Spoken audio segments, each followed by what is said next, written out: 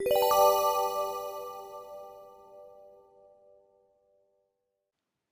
this lecture, we're going to talk about JavaScript built-in types.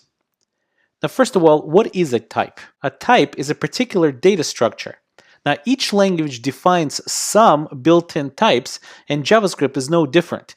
Built-in types can be used to build other data structures that you can then use for your particular business logic. Now, JavaScript has 7 built-in types, 6 primitive and 1 object type. So what is an object in JavaScript? Well, in JavaScript, an object is nothing more than a collection of name-value pairs. You can have one name-value pair, it really can have 0 name-value pairs, but it's a collection of name-value pairs. Let's take a look at a quick example of what that might look like visually. So here I have a person object.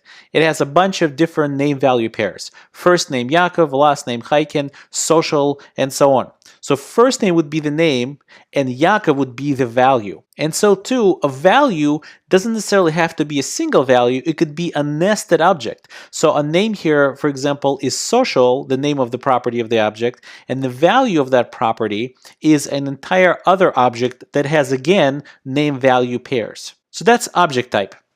What about primitives? Well, primitive type is a type that represents a single immutable value. So what does it mean? A single value means it's not an object. Remember that object is a collection of name-value pairs. Even simplest object there is a name and value pair. Well, the very simplest one has 0 name-value pairs, but the very simplest one that has some data in it is a name-value pair. It's not a single value. Now, what does immutable mean?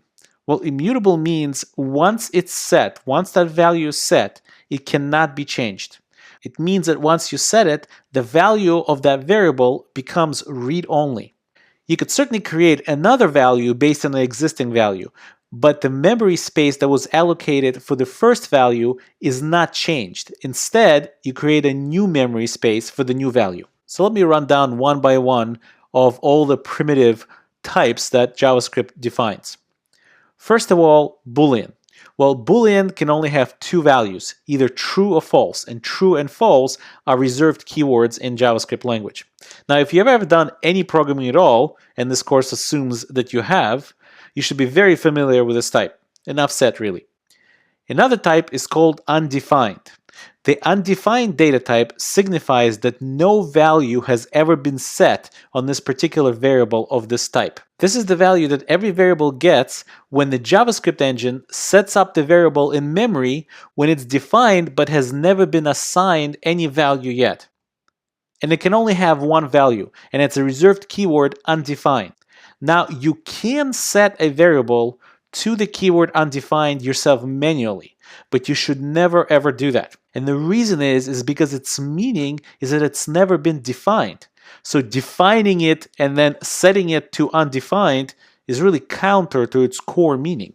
If you ignore this advice and explicitly in your code set a variable to the value of undefined, that will create tremendous confusion in your code, and confusion in code is never a good thing.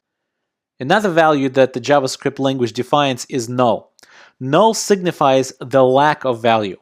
Now, the lack of value as opposed to undefined, which signifies the lack of definition. There's only one value you could ever set for that type, and that value is the reserved keyword null.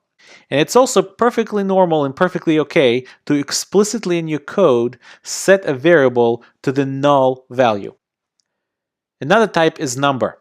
Well, number is actually the only numeric type in JavaScript, and it's always represented under the hood as a double precision 64-bit floating point. In other words, JavaScript does not have integer type.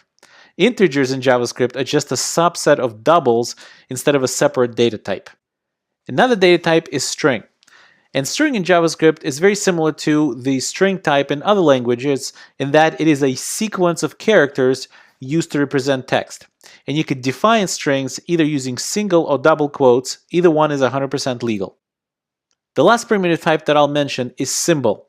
Now, we're not really going to cover this data type in this class. And the reason is that it's new to the ES6, otherwise known as ECMAScript 6. Now, ECMAScript 6 was released in 2015, around mid-2015, and it just isn't widely supported or really used yet. It will probably become quite popular in the next number of years, but it's not there yet, so we're going to skip it for this course. Okay, so time to go to the code editor and see some examples.